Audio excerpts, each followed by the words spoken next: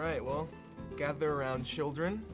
I'm gonna tell you the story about how Basque cuisine has completely ruined food for me.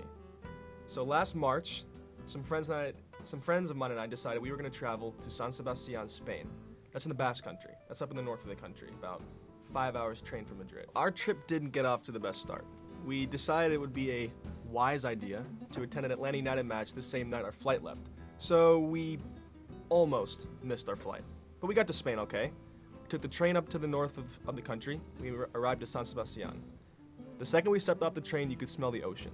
So for me, I knew that the seafood was going to be the top and the king cuisine there. So the first thing you need to know about Basque cuisine is they're famous for one thing: pinchos. That's Basque for tapas.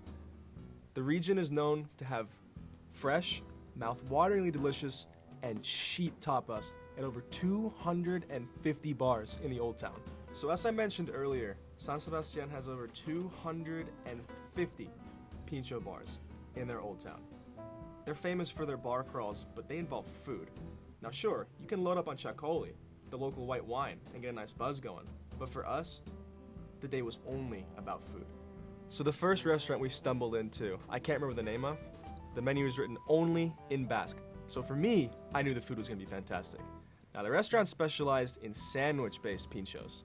So the first thing that I possibly could have eaten in San Sebastian was tuna on toast with a perfectly cooked egg as well. It was the most delicious thing I have ever tried to date, I can promise you that. But that was just step one. That was just the first restaurant. After our first restaurant, we stumbled into another one where seafood was king. We had a freshly caught piece of hake, which for me was the greatest piece of fish that I have ever tried in my life.